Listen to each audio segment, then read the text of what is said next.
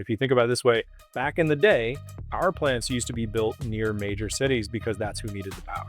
And then they built the grid. Well, fab shops are the power plants. We're building the grid. So no longer do you need to only use your own power source. When you're over capacity, you can start pulling from the other power plants that are on the grid. When you're under capacity, you can push, right? So that's the great thing about creating this grid. And the nice thing is we're not creating wires and towers across America. It's just digital. So, we're creating obviously a logistics side of it where you have to ship from place to place, but that is part of the secret sauce. On this week's show, Prefab Constraints with Britton Langdon from BuildFactory.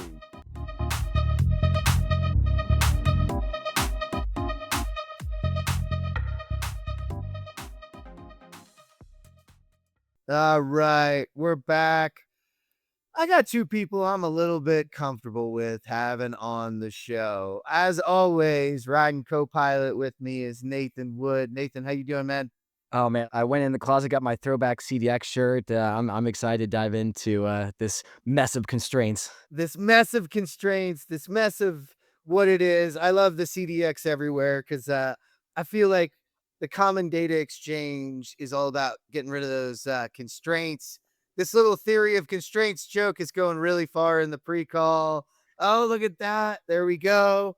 Everybody showing that. We got MCAA mugs. We got CDX delegate mugs. We MCAA mugs. 2024 MEP innovation mugs. Everybody's repping their swag. If everybody for the don't YouTube know, that I don't know if everyone watches. Yeah, hey, they do, right? Apparently. It's actually doing really, really well right now. The shorts, by the way, guys, thank you, are doing awesome. That's you guys. And the subscriptions are going up very, very quickly.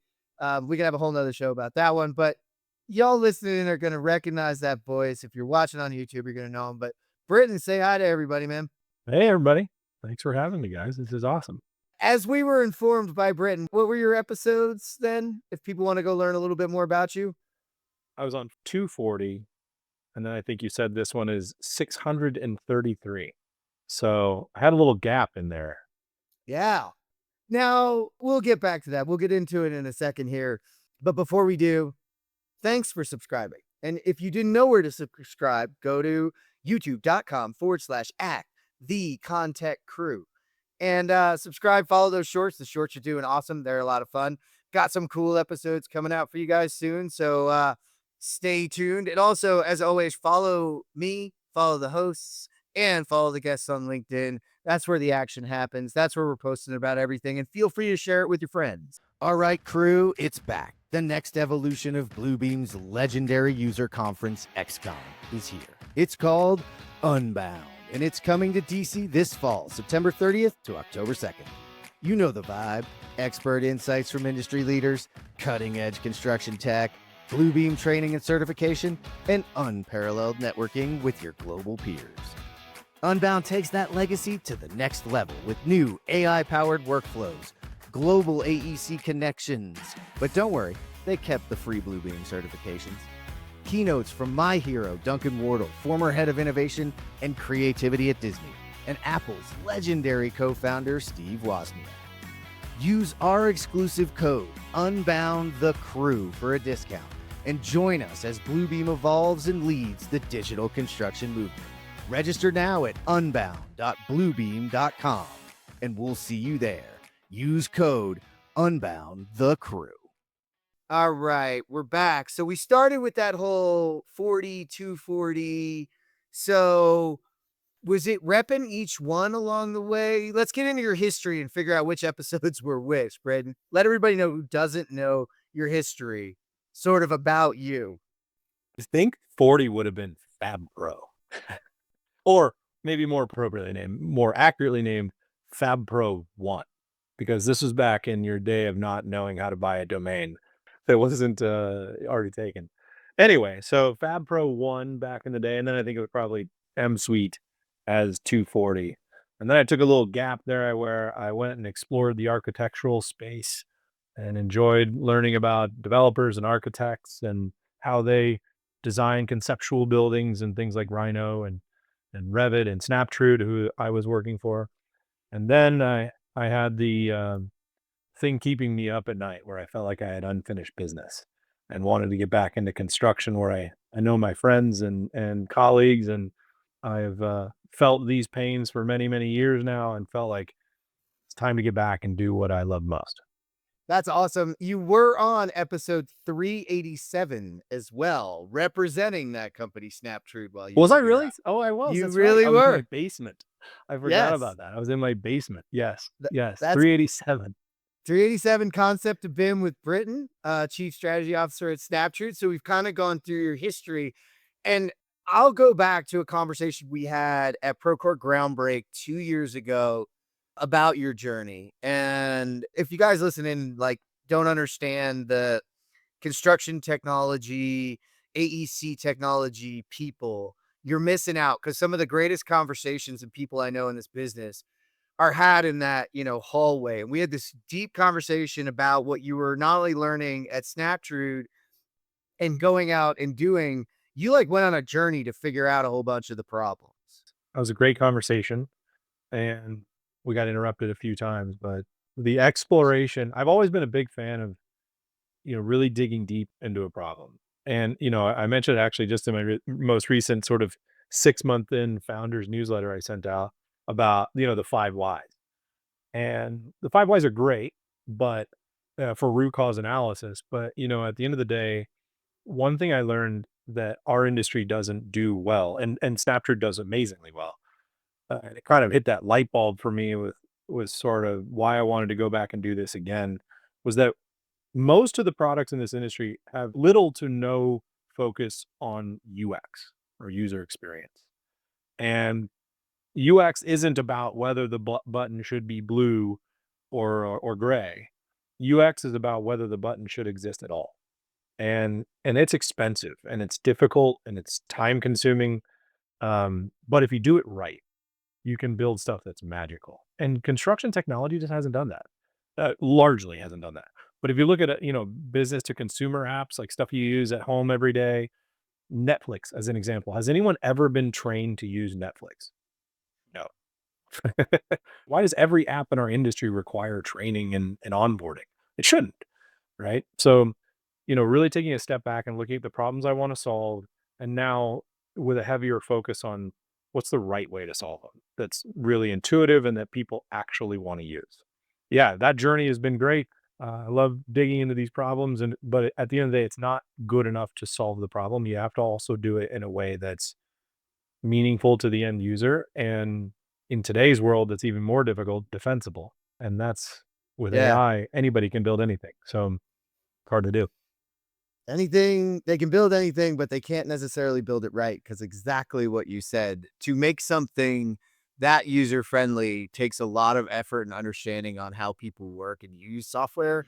And it's interesting because from that conversation, one of the things that stood out to me when you said what you were doing was the focus that we spent on the trades themselves and on where the problems still exist, where the work is being installed. And I kinda knew then, I'm like, "He's going off on a journey, but he's coming back." I don't know what he's gonna learn while he's out there, but he's coming back. So you've come back, and you've now have BuildFactory. Give an idea to the folks of what BuildFactory is in your kind of early conception and, sort of why it exists. Thank you for that. Yes, I am back from I wouldn't call it a sabbatical because I was working, but deep in thought, I guess you could say. Build Factory is an operating system with the goal of having the backs of our users and bringing value to the individual users such that it compounds for the company. And what we're starting with, because it is infrastructure to what we're ultimately building, what we're starting with is a marketplace. And it's a marketplace for offsite construction, prefabrication, industrialized construction, modular volume, whatever you want to call prefab. It's a marketplace for that. And we're starting with our friends in mechanical, electrical, and plumbing industries or trades. And the reason why we're doing that is because we understand those problems really well, but also there's a huge need. One of the things that I learned over the last decade working in prefab was that there is this paradox where the better you get at prefabrication, the more you stand around with nothing to do, because the field never has enough demand to fill how good you are in the fab shop. So companies that have bought, our old software or Stratus or Allied BIM or whatever, there's this journey they all go through of learning how to be a good fabricator, learning how to optimize, learning how to become a manufacturer of construction assemblies, and then, oh no, we are so good that we don't have enough work. And the marketplace is coming out of that. So we have over 200 suppliers on the marketplace as fabricators today, and largely they're all there so that they can raise their hand in the day or week or month that the job site is slammed, the BIM department is slammed, but they have nothing to do. So in my old days at Modern Piping, we would build carts and fire pits for our friends and family out of old scrap pipe, right? There was a golf course down the street they built the sign out of sheet metal for because they could and had time. And those types of things happen all over the country. And we learned that with M-Suite. We could see all the data. We could see when people were slammed. We could see when they weren't. And the idea sort of came out of that. What if we could help the people who are really slammed and there's no way they could possibly meet the schedule that they have with providing them access to all of those shops that might be 2 miles down the road or 200 miles down the road that have all the capacity in the world because they're in between work. So that's the first part. But the core is that BuildFactory has their back. So when those things are happening or, they bid a job and maybe miss some scope and all of a sudden they got to make up ground with margin, maybe they can find a fabricator that can help them out there. Or, the shop is slammed and they're running 2 shifts, or the shop manager says, "Hey, we're going to have to charge overtime if you want to get that done, or we're going to have to work the weekend if you want to get that done." Maybe instead go to the marketplace, drop that work package in from Revit or wherever it's coming from, and we'll find you the fabricator who can get it to you on Monday at a cost less than hopefully what you can possibly do yourself in that scenario. So that's what we built eventually. And we are building right now a software on top of it to manage those transactions so that and if you buy multiple transactions, they all live in the same spot. They can pull from the M-Suites and Stratuses of the world and push to each other so that work packages are seamless, but then also that status, that you need so much, the shipping or tracking information, like tracking your FedEx shipment to your house. You've got to be able to do that if you're no longer in control of the fab shop. So that's what we built in the marketplace side and the software side is to handle that entire supply chain in one spot. I love any of these opportunities where we're allowing trades to better collaborate with one another and kind of that sharing of resources. Like, I mean, this is just your prototypical matchmaker, kind of that marketplace solution between excess capacity on one end and then a capacity constraint on the other end. And just using technology and using data to better connect those needs, which is 100%. yeah, seemingly simple, but then much harder in Yeah. execution. Very, very difficult in execution. One of the things we built that took a lot more time and effort than I thought is sort of the matching algorithm to find when someone dumps in a multi-trade package, right? Let's say it's a rack and they've got to get, chill water piping, duct work in there, electrical conduit rack, or maybe a cable tray and some fire suppression piping in there. Well, the number of shops that can do all those things at once is not infinite. And when someone dumps in a package like that, you have to know not to send it to just a plumbing shop because they can't do it all, right? But on the inverse of that, let's say there's no electrical in there. Well, now I don't have to send it to someone that has electrical as part of their trade. So being able to match not only that, but make sure if it's union and they want union, you got to match to union. If it's prevailing wage, you got to match to that. If it's ASME B311 or B313 that requires X-ray level quality, you got to match to that. If it's a software requirement, like they use M-Suite and they want another M-Suite customer, or Stratus and they want another Stratus customer, we've got to match to that. So those types of things are the constraints that the buyer has the ability to say. We have to make it seamless for them to find this fabricator that ultimately can do that work in the time frame they want and in the budget they want. And that's what we've done already. So that was a huge lift, but has been part of sort of, I wouldn't say the secret sauce, but part of the effort it's taken to build this. Yeah, that's one of the harder things to do. And I just heard this recently and it plays really well right now. You hear a lot about the labor shortage that we have and in certain areas, the amount of work we have. And I've heard that we don't actually have a labor and a work problem. We have a distribution problem. It's not evenly distributed across the country. And Yep. something we've theorized from the beginning in the building of these fab shops was exactly what you said. To become a true manufacturer, you have to have a guaranteed throughput and ability to sell what you're producing to level off and maintain and keep your margin and do those things. You're saying there's a chance here we can start to solve that problem by serving other areas. Like right now, you look at hyperscalers, you look at data centers, you look at advanced manufacturing. It's all happening in the center of the country. And I'm hearing all about what it's taking to get labor to those locations, the amount of money, the spiffs, the things that they're putting in. What if we can just leverage? We use less on site because we use more off site. And then there's areas of our country right now that are experiencing dips. It's just natural, right? It's not like some crazy thing, but commercial real estate, it's down in a lot of areas, right? And if you are commercial real estate heavy, what are you going to do now? And you've got a fab shop. But it's Absolutely. interesting. It's very much a supply chain management exercise. And it's not one that hasn't been done and proven before. If you think about it this way, back in the day, our plants used to be built near major cities because that's who needed the power. And then they built the grid. Well, fab shops are the power plants. We're building the grid.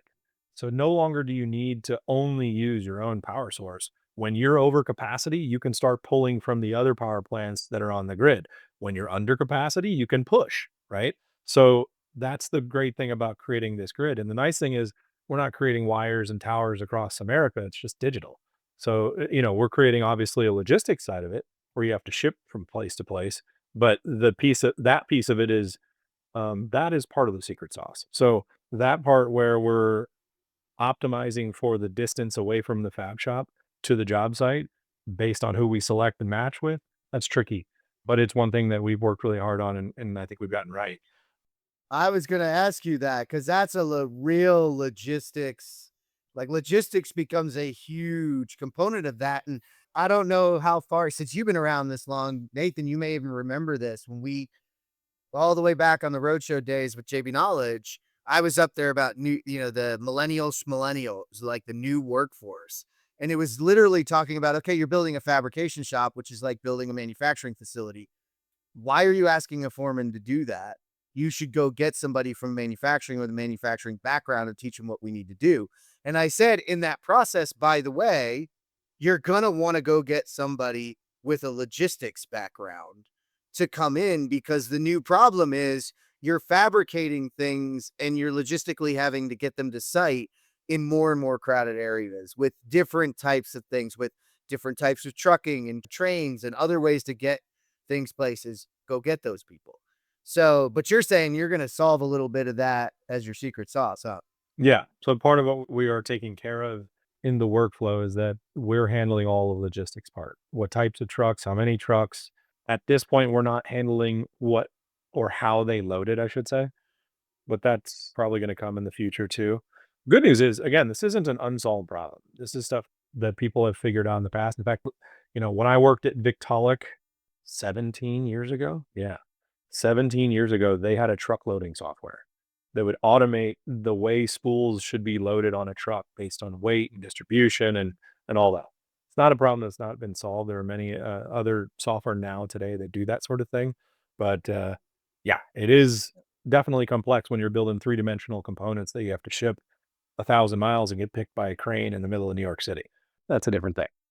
But I think what you're doing that I think is just the whole approach to, because traditionally it would be a third tier subcontractor if you couldn't do that work that you would sub tier out. So you'd have to write all those requirements into a bid document, go out, see who bids back with those requirements versus now.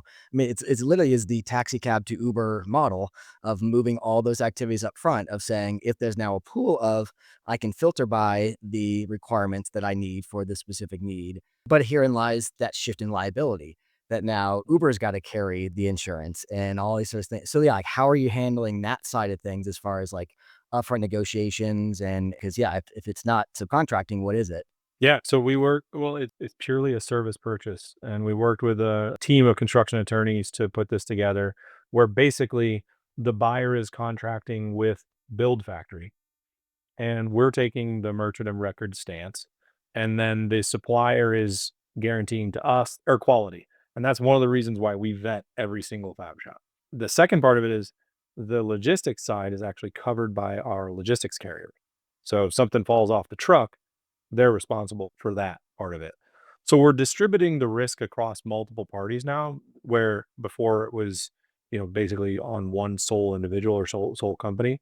And now the interesting thing about that is that because fabrication packages are usually very small, we're talking a week's worth of work, maybe 2 weeks worth of work, $100,000. The risk is broken up into smaller chunks that way too. So now instead of having, let's say, $1 million worth of work resting on one subcontractor who's got to find the cash flow to do it, it's got to find the labor force to do it, it's got to find the schedule to do it. Now you can distribute that risk across 10 very qualified fabricators or construction companies that, by the way, they do this for their own, field teams every day anyway. So you can distribute that risk across 10, and now you don't have $1 million risk. You have spread out at $100,000 a piece, let's say. So from an insurance perspective, from a risk perspective, that side of the industry loves it too. In fact, I'm working with a consultant right now to talk with some of the insurance companies about what the marketplace might mean for insurance rates. But you know, TBD on that. But I think at the end of the day, it's about reducing that risk. It's about being able to meet schedules you wouldn't otherwise be able to meet. And in today's world, like you said, hyperscaling, there's a shortage of manpower in those areas. And the idea is to try and hook them up with a grid of that labor supply somewhere else. Yeah, and it's a powerful piece to also, by the way, I can see this starting to be specced in on things because, more and more when you talk to those, the data center folks, when you talk to, advanced manufacturing, it's all about when the plant opens. Time is money. And even a little bit of logistics and a little bit of extra money there for a guaranteed, I've heard this said and multiple times, like, I will pay extra money for guarantees of time and delivery of 100% of what I want. And because that time is money on the other side, and especially in these races with the AI race and with the other races that are happening, it's powerful and it can level out the playing field a little bit. People don't love to move around. Let's look at our workforce. There is a large group, right? A good group that does enjoy that. I'd call it a migratory, moving from project to project. And it's kind of in their DNA. And there's usually a part of their life cycle where that's where they're into it. I don't want to say it's an age, but it's an age, right? It's a part of your life where you're like, cool, I want to experience the world. Back in the day, there used to be a chat forum for travelers on the traveling welders, more specifically on the union side, where these guys would just travel the country and go to big power plant work or go to big oil and gas refinery work, and they'd make a fortune. They'd work 12 hours on, 12 hours off, or maybe even 7 12s and just crush it. And then they go home for 3 months, and then they enjoy their family and do whatever they do, and then bam, back on the road. It's very much a culture. One of the things about this that sort of spurred or created the catalyst for this was that prior to COVID, construction was seen as extremely local. You do a project in downtown Chicago, guess what? Everyone on that project is in the Chicago Metroland area or the Chicagoland area. Today, post COVID, the BIM people might be in Philadelphia or San Francisco or wherever they are. And install crews always have to be local to some degree. They could be travelers, like we just mentioned, but at some point they have to be on the job site. Fabrication doesn't have to be. And that's sort of the aha moment that we're starting to see in the industry is like, well, wait a minute. Why do I need a fab shop in Naperville, Illinois? I could have it in Louisville, Kentucky, and it works just the same way. Amazon as a distribution center did that very, very well, right? They understand logistically where to be and how to service so that when I buy this little Yeti, it's going to show up on my doorstep 4 a.m. tomorrow morning, which is wild. What if we can do that with prefab assemblies as well? I don't think we're far off from that. I really don't disagree. And we've always said the best way to maximize profit is with specialization. The more specialized and focused you are on what you do, the more you can optimize for your revenue. And so if you're an installer at an installing company and you're trying to do fab as well, and somebody's telling you, and I said this a couple times and it got kind of like these weird looks. It's like, not everybody has to be a fabricator. Certain groups could just be installers and you can be the best at it. And you can focus then on the logistics of housing those people, moving those people around in a way that far exceeds. I met these guys at a show in the hotel. They happened to be there. They actually weren't at the show, and they were traveling, and it was a oil and gas, but they were fabricators for oil and gas. They were the installers, not the fabricators. And they were traveling around, and I was like, "You guys just seem like you're having a good time." And they're like, "Oh yeah, our company has this nailed. Like, we stay in nice places, we work these hours, everything's worked out for us. We don't sweat a thing." I'm like, "Well, where's all the work?" And they're like, "Oh, that's all built somewhere else. We're the installers. Like, this is what we do." And it was like, wow, that specificity allows you to be great at it. It's like having a tac team or a surgical team in the military. Like, it's their job, man. They go in, they get out, and then they're off to the next one. You know, it's interesting. I have a good buddy of mine that owned a big company, drywall and framing company here. Big. Okay, I'm in Cedar Rapids, Iowa. So big, relatively speaking. And he and I are having lunch about this when I first sort of was talking about doing it. And I said, "Look, here's what I'm doing. What do you think?" And he's like, "I love it." I was like, "Really? You don't even have a fab shop?" He's like, "I never want a fab shop." I was like, "Why?" He's like, "It's too much overhead. It's not what we do. Like, I don't understand it, but, you know, I understand the value of prefab. We don't do BIM, so that would be troublesome for us too." I said, "Would you ever buy BIM services in prefab?" He's like, "Every day. I would do it every day if I could." He's like, "I understand the value of it, but I don't want the overhead. I don't want the capital outlay. I want to keep my margins where they are." And that was his perspective. So, and I've heard the same thing, by the way, on the MEP side a lot. The other thing I've heard is, well, if I could just prefab, I would. If I didn't have to install anything, I would prefab all day long because it's predictable. We know how to do it. We've got this beautiful shop set up for it. We got all the automated machinery. That's all we would do if that's what we could do. But right now they can't because they're always struggling with that chicken and egg scenario of like, well, how do I do that if I all of a sudden lose all the install revenue? And by the way, who's going to buy all the fab? So that's where we're at. And I think as soon as we have that aha moment, like Airbnb had in whatever it was, 2008, 2012, the Democratic National Convention in Denver, when all the hotel rooms sold out and Airbnb went around and marketed that, hey, you can rent houses here. That was huge. And that really was the catalyst. What we have to do and what I'm working on is trying to figure out how, instead of running that second shift or instead of, you know, dialing through your contact list to try and find somebody that can help you out, how do I get going to Build Factory Marketplace as top of mind so that they just go, "Oh yeah, well, I'm just going to drop this from Revit in there and we'll be taken care of." That's where we have to get to for that to really take off, for that to become the way. Yeah, I mean, there has to be a story. You have to make it easy for them to want to commit to doing something that, again, I'll say disruptive, but that uncomfortable of saying, yeah, we're just going to not do any install work anymore. We're only going to prefab or vice versa. But if you Or can even just in show, the if we can, meantime.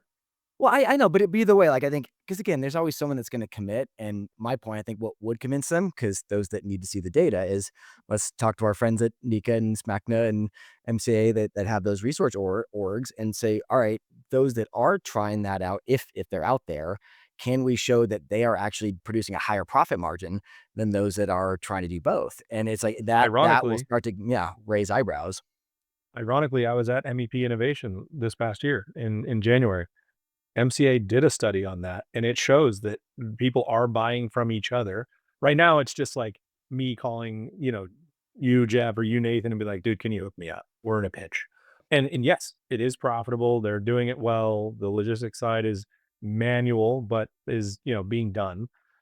Now the question is, okay, instead of hailing a cab on the street corner, can you go on your phone and grab the Uber?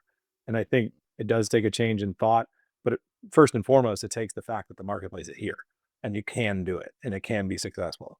Then it's okay, let's usher you through those first few transactions to build that comfort level. And then after that, you rock and roll.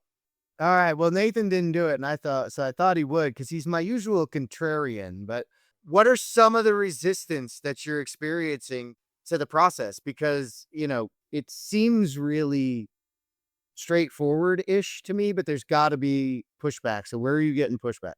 On the fabricator side, there's none. Like, this is a win-win for them. They get their capacity filled when they have capacity and they don't have work, right? They get to make margin on things that fab shop margin is typically better than field margin just because there's less risk and, you know, a lot more predictable aspects of it. On the buyer side, I would say mostly the pushback has been around like, "Well, when does that make sense? Like, how would I do that?" Because as you said, Nathan, earlier, people this might get spec'd. So when I talk to GCs, they look at it like, "Well, wait a minute. We just built some of the bigger GCs in the country that I don't need to name. We just built this huge fab shop."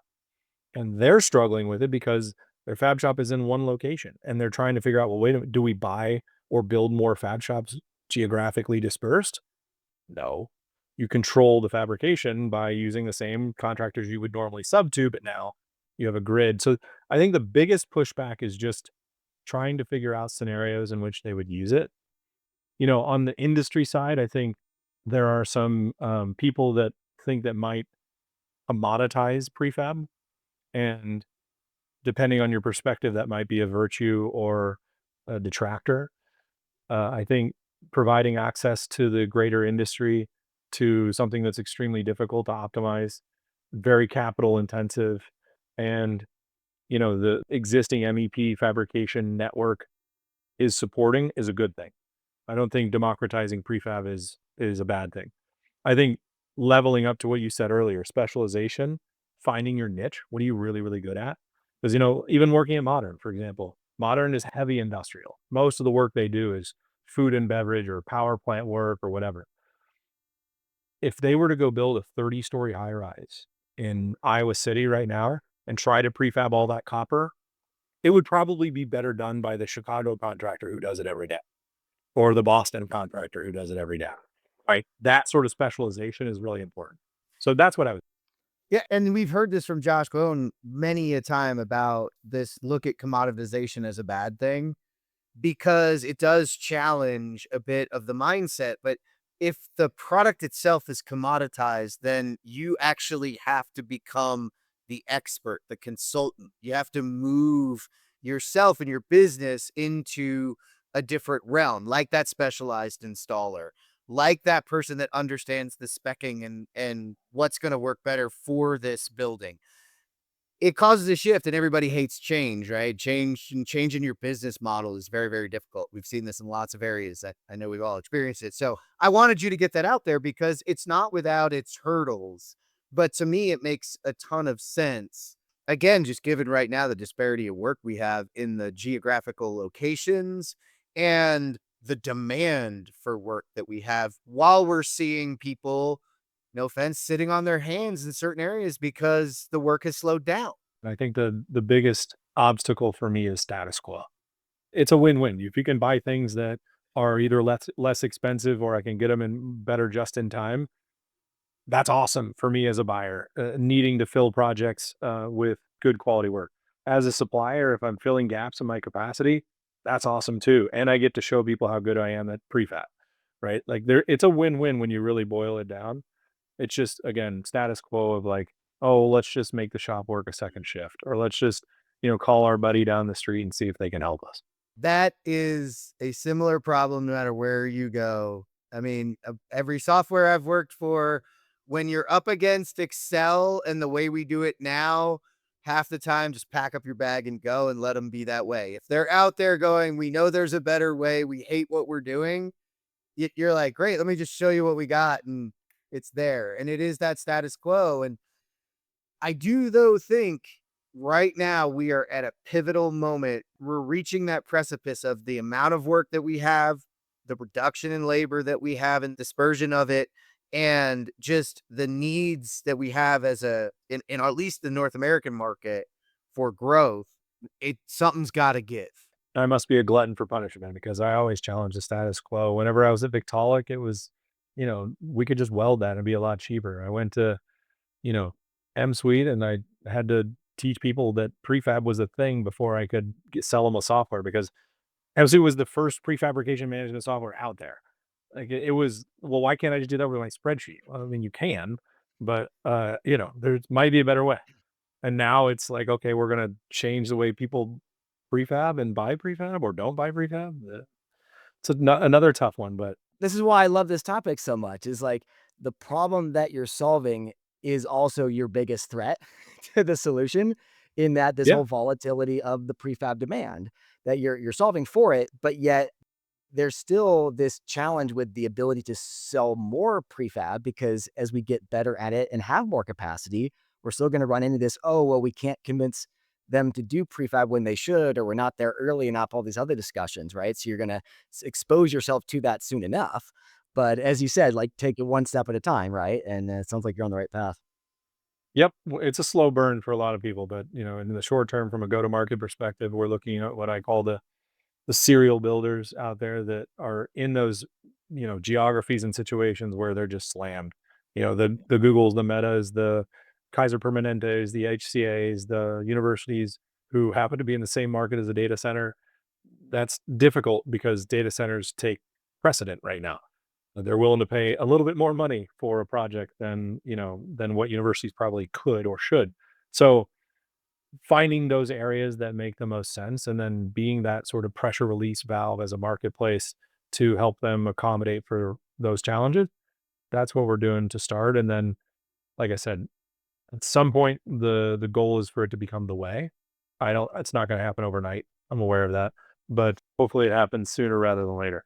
Yeah, there was one other contrarian thought, because I can't let this one out. So what about the trust between the shop? So again, you're essentially the matchmaker between some shop that they may not know anything about, and an installer that, it's like, maintain that communication, that trust. Like, I guess, what are you doing to maintain it, and what challenges have you come up against?